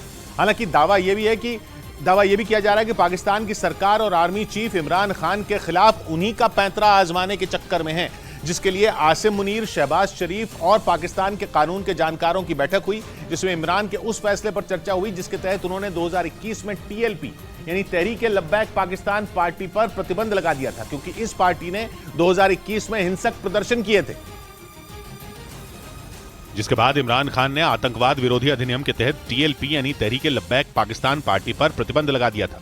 2015 में बनी टीएलपी ने 2021 में पाकिस्तान की तब की इमरान सरकार के खिलाफ हिंसक प्रदर्शन किया था, जिसमें कई पुलिस वाले मारे गए थे। यानी टीएलपी की जिस हरकत पर इमरान ने 2021 में उस पर बैन लगाया, 2023 में इमरान की पार्टी ने खुद वही काम किया और इसीलिए शहबाज सरकार ने तय किया कि वो इमरान का पैंतरा इमरान पर आजमाएगी, जिसके बारे में शहबाज शरीफ, आसिम मुनीर और कानून के जानकारों की बैठक हुई। लेकिन असली पेच यह है कि इमरान ने टीएलपी के चुनाव लड़ने पर रोक नहीं लगवाई थी और शहबाज सरकार की नीयत ऐसी नहीं लग रही। और पाकिस्तान में मचे बवाल के बीच पूर्व प्रधानमंत्री इमरान खान और उनकी पत्नी बुशरा बीबी को लाहौर की हाई कोर्ट में पेश किया गया, लेकिन पेशी के लिए कोर्ट जाने के दौरान बुशरा बीबी सफेद चादर से पूरी तरह ढकी नजर आई, जिसका एक वीडियो भी सामने आया, जिसमें उनके सुरक्षा गार्ड सफेद चादर का घेरा बनाकर उनके साथ चलते दिखे। इस दौरान इमरान खान भी बुशरा के पीछे चल रहे थे। ऐसा इसलिए किया गया ताकि कोर्ट के बाहर मौजूद लोग उन्हें देख न सकें, क्योंकि इमरान खान को उनकी पत्नी की गिरफ्तारी का डर सता रहा था। जिसके बाद इस वीडियो को देखकर सोशल मीडिया पर लोग बुशरा बीबी का मजाक उड़ाने लगे। बुशरा बीबी इमरान खान के साथ अल कादिर केस में पेशी के लिए लाहौर हाईकोर्ट पहुंची थी, जिस पर कोर्ट ने सुनवाई करते हुए 23 मई तक उन्हें जमानत दे दी। ब्रेकिंग न्यूज आ रही है पाकिस्तान से, जहां इमरान खान की रिहाई के मुद्दे पर सत्ताधारी पार्टी ने सुप्रीम कोर्ट पर सवाल खड़ा कर दिया। शहबाज शरीफ की पार्टी पीएमएलएन यानी पाकिस्तान मुस्लिम लीग नवाज के नेताओं ने आरोप लगाया कि इमरान के मुद्दे पर सुप्रीम कोर्ट ने पक्षपात किया और पाकिस्तान के संविधान के हिसाब से फैसला नहीं लिया और इमरान खान को रिहा कर दिया, जिसके बाद पाकिस्तान की सत्ता में बैठी पार्टियों ने सुप्रीम कोर्ट पर हमला कर दिया, क्योंकि पाकिस्तान की सुप्रीम कोर्ट ने इमरान की गिरफ्तारी को अवैध बताते हुए उन्हें रिहा कर दिया था। पाकिस्तान में 11 पार्टियों के संगठन पीडीएम यानी पाकिस्तान डेमोक्रेटिक मूवमेंट ने वहां की सुप्रीम कोर्ट के खिलाफ मोर्चा खोल दिया और संगठन के कार्यकर्ता सुप्रीम कोर्ट के गेट पर चढ़ गए। इस्लामाबाद में पीडीएम यानी पाकिस्तान डेमोक्रेटिक मूवमेंट के कार्यकर्ता बड़ी संख्या में सुप्रीम कोर्ट पहुंचे और वहां जबरदस्त प्रदर्शन किया।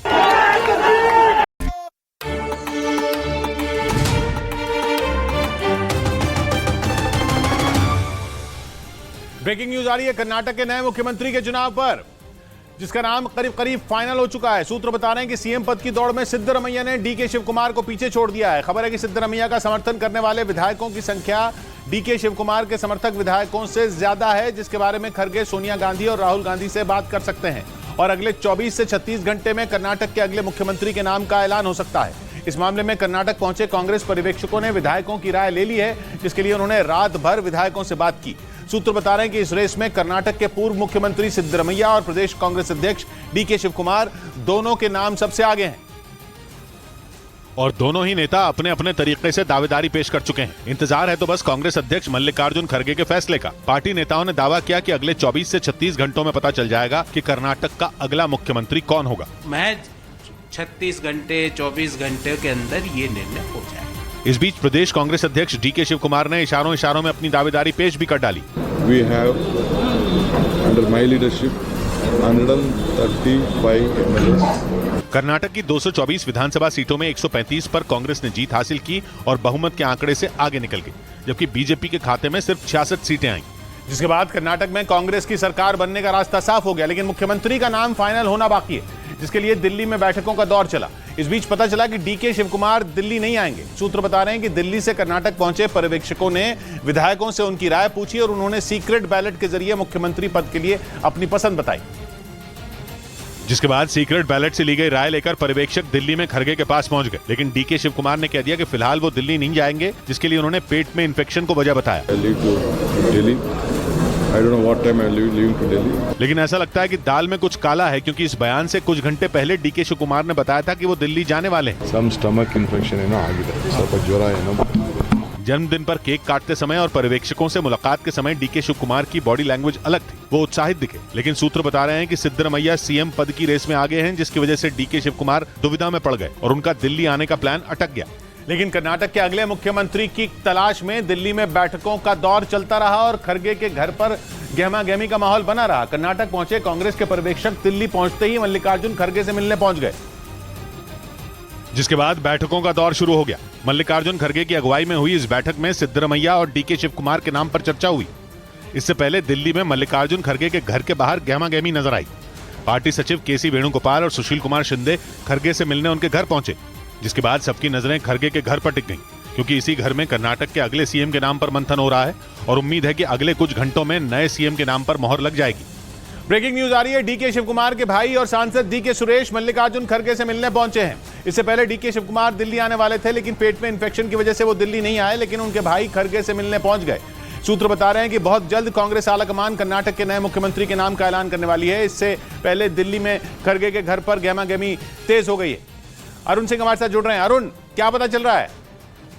देखिए, सिद्धारमैया में आगे हैं और विधायकों की जो वोटिंग हुई थी सीक्रेट बैलेट पेपर के जरिए और उनका कंसेंट लिया गया था, उनका नाम लिखा गया था कि कौन किसके पक्ष में है। और जो रिपोर्ट दी है उसके मुताबिक सिद्धारमैया के समर्थक विधायकों की संख्या ज्यादा है। डीके शिव कुमार को ये भनक लग गई है कि सिद्धारमैया को मुख्यमंत्री बनाया जा सकता है, इसलिए वो खुद नहीं आए दिल्ली। उनके भाई डीके सुरेश इस वक्त मल्लिकार्जुन खड़गे से मुलाकात कर रहे हैं। एक बात तय है किशोर, अगर डीके शिव कुमार को मुख्यमंत्री नहीं बनाया जाता है तो उनको कोई मना सकता है तो वो सोनिया गांधी है। उनकी बात वो समझते हैं, सुनते हैं और मानते हैं, और इसीलिए डीके शिव कुमार दिल्ली नहीं आए हैं। अगर सिद्धारमैया के नाम की घोषणा की जाती है, जो कि लगभग तय माना जा रहा है, तो उनको डीके शिव कुमार को कॉन्फिडेंस में लेके ही की जाएगी। और अगले 24 घंटे काफी अहम है। कल डीके शिव कुमार दिल्ली आ सकते हैं और अगर घोषणा होती है सिद्धारमैया की तो डीके शिव कुमार भी उस वक्त वहां पर स्थिर रहेंगे। कांग्रेस ये संदेश नहीं देना चाहती कि पार्टी में कोई फूट है। शुक्रिया अरुण आपका। इधर उत्तराखंड में तवाघाट लिपुलेख नेशनल हाईवे के पास अचानक पहाड़ दरकने से दहशत मच गई। घटना गर्भाधार इलाके की बताई गई। जानकारी के मुताबिक इस रास्ते को कुछ देर पहले ही खोला गया था, लेकिन तभी पहाड़ का एक हिस्सा अचानक गिर पड़ा। बताया गया कि जब ये हादसा हुआ तब कैलाश यात्रा के लिए जाने वाले यात्रियों का तीसरा जत्था वहां से गुजर रहा था। तभी अचानक पहाड़ का हिस्सा भरभराकर जमीन पर आ गिरा। पहाड़ खिसकने से वहां ऐसा शोर उठा कि आसपास मौजूद लोग घबरा गए। हालांकि गनीमत यह रही कि इस हादसे में किसी को कोई नुकसान नहीं पहुंचा। जानकारी के मुताबिक इस रास्ते को अब 18 मई को खोला जाएगा। उधर 28 मई को तुर्की में दोबारा राष्ट्रपति चुनाव होगा, क्योंकि पहले राउंड में किसी भी उम्मीदवार को 50% से ज्यादा वोट नहीं मिले। तुर्की में भूकंप आने के करीब 3 महीने बाद चुनाव हुए, जिसमें एर्दोआन ने अपनी पूरी ताकत झोंक दी थी, लेकिन नतीजे आए तो एर्दोआन के हाथ निराशा आई, क्योंकि तीसरी बार तुर्की का राष्ट्रपति बनने के लिए उन्हें 50% से ज्यादा वोटों की जरूरत थी, जो उन्हें नहीं मिले। तुर्की में राष्ट्रपति बनने के लिए उम्मीदवार को 50% से ज्यादा वोटों की जरूरत पड़ती है, लेकिन एर्दोआन को केवल 49.51% वोट मिल सके, जबकि उनके विरोधी केमाल किलिचदारोग्लू को 44.88% वोट मिले। यानी राष्ट्रपति पद के दोनों उम्मीदवारों के हाथ खाली रह गए और अब उन्हें 28 मई को दोबारा होने वाली वोटिंग का इंतजार है। पहले राउंड में हुई वोटिंग में तुर्की में 80% से ज्यादा लोगों ने वोट डाला था। जानकार बताते हैं कि यही बात एर्दोआन के खिलाफ गई।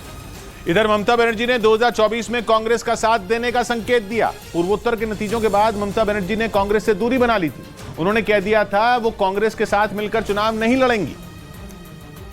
लेकिन कुछ ही महीनों में ममता के सुर बदल गए। उन्होंने खुलकर तो कुछ नहीं कहा, लेकिन ये इशारा कर दिया कि वो 2024 में कांग्रेस के साथ मिलकर चुनाव लड़ सकती हैं। Is the Congress talk in their respective 200 seat or something? Will give support, no, nothing is wrong. ममता के तेवर कर्नाटक चुनाव के नतीजों के बाद बदले। अपने बयान में उन्होंने कर्नाटक का उदाहरण देकर कांग्रेस को गठबंधन का पाठ भी पढ़ाया और दो टूक कह दिया कि अगर टीएमसी कर्नाटक में कांग्रेस के साथ खड़ी है तो बंगाल में कांग्रेस को टीएमसी के खिलाफ नहीं लड़ना चाहिए। यानी कर्नाटक में कांग्रेस का पलड़ा भारी होते ही ममता और कांग्रेस की दूरी घटने लगी और 2024 में दोनों के साथ लड़ने की अटकलें लगी। उधर ब्रेकिंग न्यूज आ रही है। राजस्थान कांग्रेस में पायलट और गहलोत के बीच चल रही खींचतान पर सचिन पायलट ने दावा किया है कि राजस्थान के 28 मौजूदा विधायक उनके साथ हैं। उन्होंने जयपुर में रैली के दौरान यह बयान दिया है और दावा किया है कि 28 विधायकों के अलावा पीसीसी के 7 पदाधिकारी और 10 जिलों के कांग्रेस अध्यक्ष उनके साथ हैं। पायलट के इस बयान को उनका शक्ति प्रदर्शन माना जा रहा है, जिसके जरिए उन्होंने डंके की चोट पर अशोक गहलोत को एक बार फिर चुनौती दे दी है। भवानी सिंह हमारे साथ जुड़ रहे हैं। भवानी, इसका क्या मतलब, क्या होगा? देखिए किशोर, ये पायलट की टीम की ओर से पूरी एक डिटेल जारी की गई कि उनकी रैली के अंदर कौन था कौन नहीं था, इसको एक तरह से ऑफिशियल बयान ही माना जाएगा। दूसरी सबसे बड़ी बात है कि सचिन पायलट पहली बार अब अशोक गहलोत के खिलाफ खुलकर सामने आ गए। अभी तक वो वसुंधरा राज्य सरकार के भ्रष्टाचार की जांच की मांग कर रहे थे। आज खुले तौर पर उन्होंने आरोप लगा दिया कि राजस्थान में अशोक गहलोत सरकार पेपर लीक मामले में भ्रष्टाचार हो रहा है, उसकी जांच होनी चाहिए। 15 दिन का टाइम दिया। कांग्रेस के लिए अशोक गहलोत के सामने यहीं से चुनौती शुरू हो जाती है कि 15 दिन में अगर रास्ता निकलता तो ठीक है, नहीं तो फिर आप मान के चलिए कि सचिन पायलट काफी आगे निकल जाएंगे। शुक्रिया भवानी आपका। इस बीच मध्य प्रदेश के बैतूल से डरा देने वाला एक वीडियो सामने आया, जिसमें एक दूल्हे को घोड़ी ने जमीन पर पटक दिया। सोशल मीडिया पर वायरल हुए इस वीडियो में बारात निकलने से पहले दूल्हे का परिवार और उसके दोस्त, वहां मौजूद लोग जश्न मनाते दिखाई दिए। और इस जश्न के बीच दूल्हे का एक दोस्त घोड़ी के ठीक सामने आकर नाचने लगा। घोड़ी उसे देखकर अपने अगले पैर उठाने लगी। अचानक वो पिछले पैरों पर खड़ी हो गई। तब तक वहां मौजूद हर शख्स को समझ आ चुका था कि घोड़ी गुस्से में है। लेकिन अब कुछ नहीं किया जा सकता था। घोड़ी ने आखिरकार दूल्हे को जमीन पर पटक दिया। ऊपर से घोड़ी भी दूल्हे के ऊपर ही गिर गई। वहां मौजूद लोगों में अफरा तफरी मच गई। लोग फौरन दूल्हे के पास पहुंचे और किसी तरह उसकी जान बचाई, लेकिन दूल्हा इस घटना में बुरी तरह जख्मी हो गया। इधर महाराष्ट्र के नासिक में मौजूद त्र्यंबकेश्वर मंदिर में उस वक्त हंगामा मच गया जब ब्राह्मण महासंघ नाम के एक संगठन ने आरोप लगाया कि दूसरे धर्म के कुछ लोगों ने जबरन मंदिर में घुसने की कोशिश की, जिसके बाद ब्राह्मण महासंघ के लोगों ने पुलिस से इसकी शिकायत करते हुए जल्द एक्शन लेने की मांग की। हालांकि पुलिस ने इस तरह की घटना होने से इनकार कर दिया, लेकिन यह भरोसा जरूर दिया कि मंदिर में लगे सीसीटीवी कैमरों की फुटेज के आधार पर इस मामले की जांच की जाएगी। ब्राह्मण महासंघ का आरोप है कि 13 मई को उर्स के जश्न के बाद दूसरे धर्म के कुछ लोगों ने जबरन त्र्यंबकेश्वर मंदिर में घुसने की कोशिश की थी। हिंदू धर्म के अलावा जो अन्य धर्म है उनके कुछ लोग मंदिर में घुसने का प्रयास कर रहे हैं और वहां पर उन्माद कर रहे हैं। उधर यूक्रेन और रूस में चल रहे युद्ध के बीच अमेरिका ने दक्षिण अफ्रीका पर रूस की सैन्य मदद करने का बड़ा आरोप लगा दिया। मीडिया रिपोर्ट के मुताबिक दक्षिण अफ्रीका में अमेरिका के राजदूत रूबेन ब्रिगेटी ने इसका दावा किया और कहा कि दक्षिण अफ्रीका ने रूस को बड़े पैमाने पर हथियार मुहैया कराए। अमेरिका के राजदूत के मुताबिक पिछले साल दिसंबर महीने में 6 से 8 तारीख के बीच केप टाउन शहर के सैमन टाउन नौसेना बेस पर रूस की नौसेना के जहाज देखे गए थे और इन्हीं जहाजों के जरिए दक्षिण अफ्रीका की तरफ से रूस को हथियार और विस्फोटक भेजे गए। बताया गया कि दक्षिण अफ्रीका ने समंदर के रास्ते रूस को गुप्त तरीके से बड़ी संख्या में हथियारों की सप्लाई की ताकि रूस की मदद करने की खबर किसी और देश तक न पहुंच सके। ब्रेकिंग न्यूज आ रही है पाकिस्तान में मचे सियासी हंगामे पर। पाकिस्तान के रक्षा मंत्री ख्वाजा आसिफ का बयान आया है कि पीटीआई पर बैन लगाया जा सकता है। पिछले हफ्ते पाकिस्तान में हुए हिंसक प्रदर्शनों के लिए इमरान खान की पार्टी को दोषी माना जा रहा है। उसे देश विरोधी मानते हुए पीटीआई पर बैन लगाने की तैयारी है।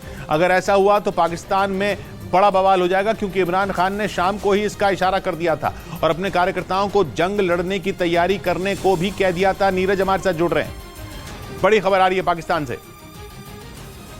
इस बीच पश्चिमी मीडिया का दावा है कि चीन ने अफगानिस्तान में तेल और गैस में निवेश की तैयारी शुरू कर दी है। माना जाता है कि अफगानिस्तान में तेल और गैस का बड़ा भंडार है, इसलिए चीन निवेश के जरिए अफगानिस्तान के तेल और गैस भंडार में अपनी हिस्सेदारी चाहता है, जिसके लिए उसने अफगानिस्तान की तालिबान सरकार को बड़ा ऑफर भी दे दिया। इस सिलसिले में हाल ही में दोनों देशों के प्रतिनिधियों ने मुलाकात भी की थी। अफगानिस्तान के खदान और पेट्रोलियम मंत्री के मुताबिक अफगानिस्तान के तेल और गैस भंडार के क्षेत्र में चीन 3 साल के लिए निवेश करेगा, जिसके लिए चीन करीब 540 मिलियन अमेरिकी डॉलर यानी भारतीय रुपयों में 4,500 करोड़ रुपए निवेश करेगा। और दावा है कि चीन की तरफ से निवेश करने वालों को अफगानिस्तान सरकार जरूरी सुविधाएं भी मुहैया कराएगी। बताया गया कि जनवरी में अफगानिस्तान सरकार ने चीन की कुछ कंपनियों से सौदा भी किया था। और इमरान खान को रिहा कर दिया जब पाकिस्तान कोर्ट ने, जिसके बाद पाकिस्तान की सत्ता में